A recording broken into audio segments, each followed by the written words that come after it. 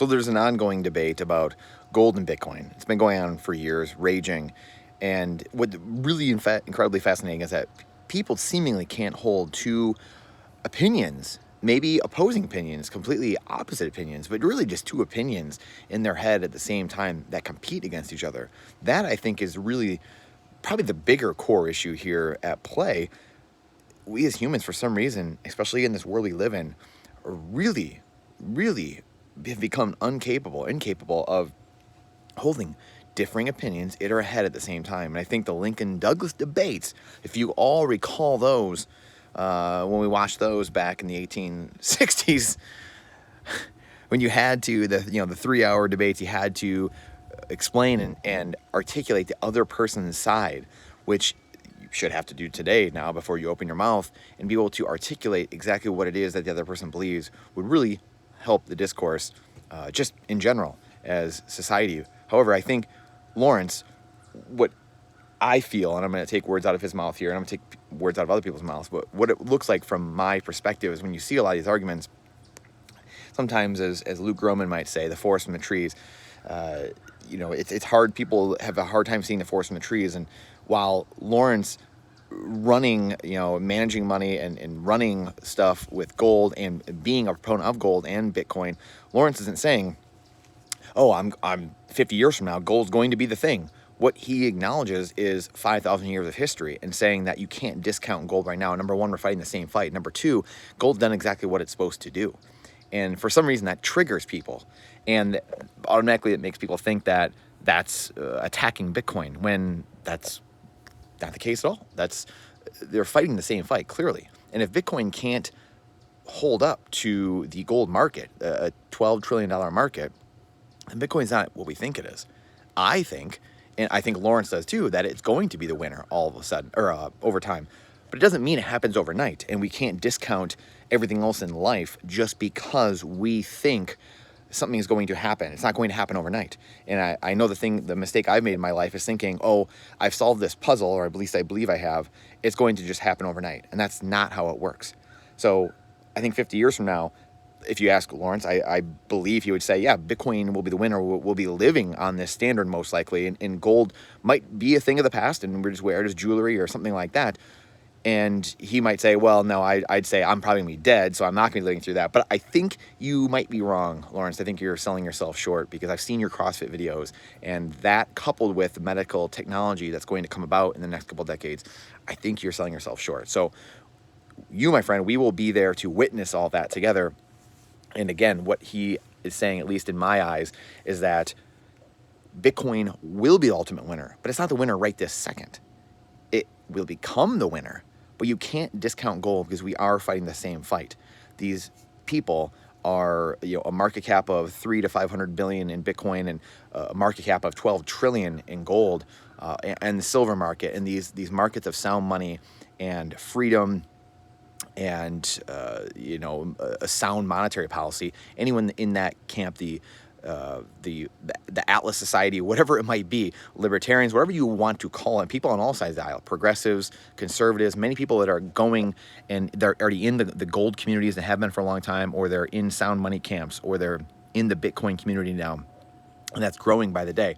Again, I think that this is a debate that continues raging on. However, what I truly believe, and again, I think this is what Lawrence is advocating for, and many that can see both sides of the aisle, and we've all got caught up on one side of the argument at points. But I think it is incumbent on people to explain both sides and say, hey, we are going after a certain person, a certain entity, I should say, not a certain person, but a certain entity, a certain thought, and a certain experiment, which is the Keynesian experiment, this modern monetary experiment that we've been living in, central banking experiment for hundreds of years, and this Keynesian experiment for the last 100 years, this Marxist experiment for the last 150 years or so. That experiment is what's evil to society. That's what Ayn Rand talked about.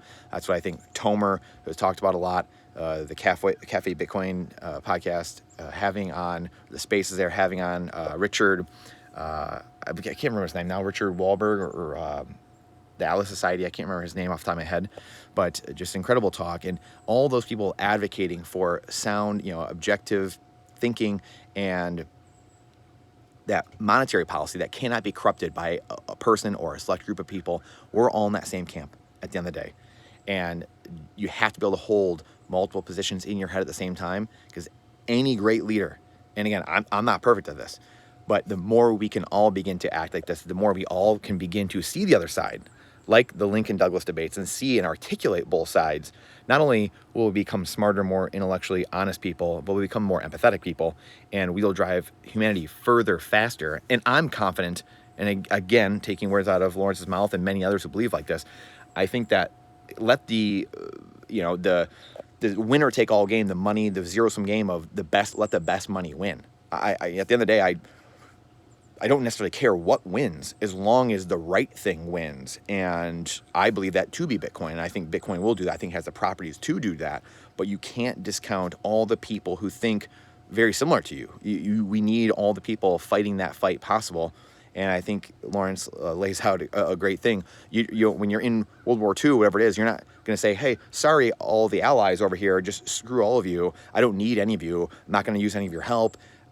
That's just an ignorant way to live life. And you're going to go a lot further, faster by making friends than you are enemies. And hopefully, the more people that can understand that and bring together the generations and bring together that thinking from all different sides, because not a single one of us is all going to have the exact same view. Even in the Bitcoin community, there are so many of the people that have differing views on life and what should be done. And as that camp grows, that'll just differ even more.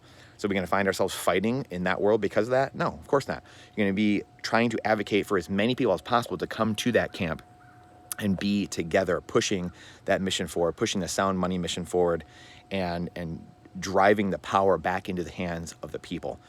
So just my 2 cents, my thoughts on the gold and Bitcoin debate, what's better, and people fighting that fight and that are in both camps, that have witnessed both camps and have seen this and been in this fight for decades, much longer, been doing it for longer than I've been alive. And that's where we cannot discount that. We're fighting that same fight. We need the most amount of people possible fighting that fight. Absolutely. Because it's really a 99% versus the 1%. There's much more of us than there are them. And the faster that we all realize that, and the faster that we all come together and push sound money forward, really no matter what it is, that is going to be the biggest boon possible for all of humanity. Because even if people who don't even hold Bitcoin will be elevated, at the end of the day, like I said, I think Bitcoin's going to win. Maybe what if gold won first and then Bitcoin took over that in 10 years from now? Bitcoin, gold standard came about and then it got leveled up again 5, 10, 15, 20 years from now. Again, with Bitcoin, that was a Bitcoin standard. I think we'd all like that. We'd all love that. So what are we going to do? Cry about a gold standard for the next 5 or 10 years on the way to a Bitcoin standard? So again, that's why we all need to push that adoption further, faster, because there's more of us than there are them. The people at the top, and even again, I believe half the people at the top don't even know what's going on, don't even know what they're doing. A lot of them think they're doing what's right for humanity, and it's incumbent on the people thinking about this daily, philosophizing about this daily, if I could talk or think. And it's incumbent on us to orange pill the most people possible and attract as many people into our camp as possible and not alienate other people and be the people that usher that age in. So that is my thought on the gold Bitcoin debate, and seeing people arguing with Lawrence, who couldn't be really couldn't be a bigger advocate for Bitcoin. And people are going to come after him and attack him again. If Bitcoin can't take out gold eventually, and it can't overcome gold, then it's not what we thought it is. So why are we worrying about that? It's that's why even other stuff as well. I tend to think that the retail crowd it will be massive eventually. Right now, it's not incredibly massive, obviously, right? Bitcoin's only a $300-400 billion asset class. The average pleb doesn't have billions of dollars, trillions of dollars they're going to be putting into this market. So it needs to be the bigger stuff, the countries, the sovereigns, the funds, the endowments, all these things that are eventually going to put it in that really drives this forward. So how can we get the most amount of people possible there to come coalesce together and to push and force the system that we want, to overwhelm the system, whether it's through education, through content, through publishing, movies, books, interviews, you name it. That is the way forward, I truly believe. merchant adoption. So businesses, we are leveraging all of our efforts by having businesses who talk to people every single day, more than any of us could talk to, and leveraging that, building our wells before we're thirsty. So we're leveraging that technology to the masses the fastest way possible. That is going to be the best for adoption overall. And again, anyone who's pushing for non-sound money, or pushing for fiat, or pushing for crypto, or pushing for altcoins, anything that goes against really Bitcoin or gold, those are the people we want to try to get into our space. And maybe that's a little bit of a harder talk to have. Maybe it's a little bit more toxic, as some people might say, or maybe it's a little bit harsher talk sometimes. But again, empathy is going to rule the day. Empathy, understanding, because again, there's many people on those sides in the fiat world, in the crypto world, the altcoin world, the S-coin world, as a lot of people like to say in the Bitcoin world. There's a lot of people that think they are doing the right thing as well. They think decentralized, DeFi, they think Web3, they think these things, and they've been hoodwinked by the founders and the marketing teams and in the influencers and all these people out there that are just in it for the extra fiat and the cuck bucks. And we need to help transition those people and show, hey, we're on the sound money side. What happens will happen.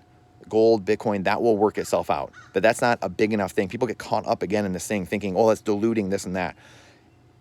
Really, at the end of the day, the sound money mission is what's going to push things forward. And Bitcoin and gold will figure itself out.